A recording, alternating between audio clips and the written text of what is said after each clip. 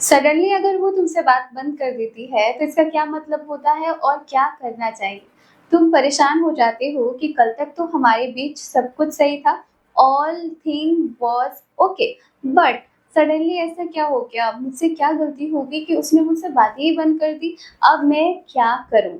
यही चीज़ सोच के परेशान रहते हो ना? तो सारा सॉल्यूशन मैं इस वीडियो में बताऊँगी। लेकिन फर्स्ट ऑफ ऑल वीडियो को लाइक ज़रूर करो, चैनल पे नए तो सब्सक्राइब ज़रूर करो। देखो, ज़्यादा परेशान होने की ज़रूरत नहीं है। उसने बात क्यों बंद की है, सबसे पहले इस रीज़न के बारे में जानो। तो सबसे पहला रीज़न होता है कि कोई भी लड़की जब बात अचानक बंद कर देती है, अटेंशन ग्रैब करना। ये पहला रीज़न है। क्योंकि जब तुम बहुत समय तक उसे ज़्यादा टाइम नहीं देते या फिर रिलेशनशिप में बोरियत आ जाती है, मीन्स कि वो चाहती है कि तुम्हारी लाइफ में उसकी क्या इम्पोर्टेंस है, वो चीज़ें वो तुम्हें बताए।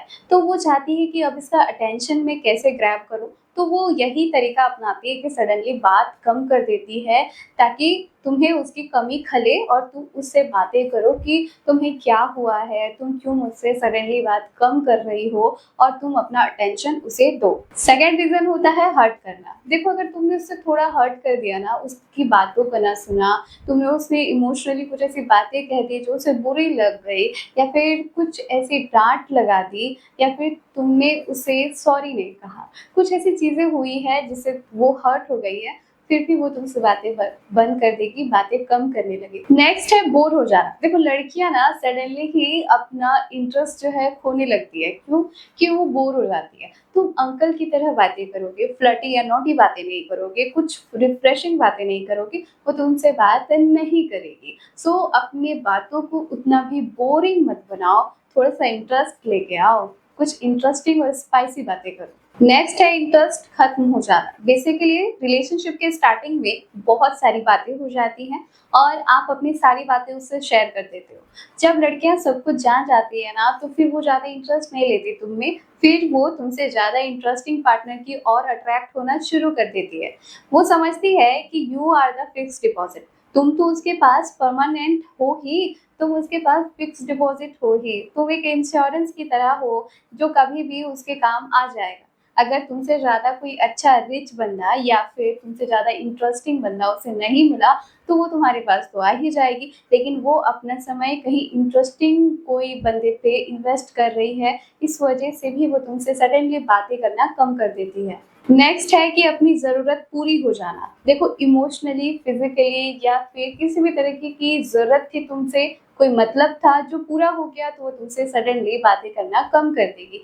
धीरे-धीरे तुमसे बातें कम करने के साथ वो तुम्हें छोड़ देगी। नेक्स्ट रीज़न होता है मल्टीपल पार्टनर्स का होना। देखो, मल्टीपल पार्टनर्स को टाइम देने में समय लगता है, उसमें से जो टॉप प्रायोरिटी पे होता है उसे वो पहले सबसे ज़्यादा टाइम देती है, जिसके लिए वो अपने आईडीज़ को अलग करती है और अपने नंबर भी अलग कर लेगी, ताकि तुम उसे परेशान ना करो, और वो कई सारे पार्टनर के साथ अपना टाइम देती है, उससे बातें करती है। इस वजह से भी वो तुमसे बातें करना कम कर देती है। नेक्स्ट रीज़न है मूव ऑन कर जाना या फिर शादी का प्लान करना। देखो, लड़कियाँ जब शादी का प्लान कर रही होती है ना, या फिर उसे अब सेटल होना है, तो वो धीरे-धीरे तुमसे बातें करना बंद कर देगी।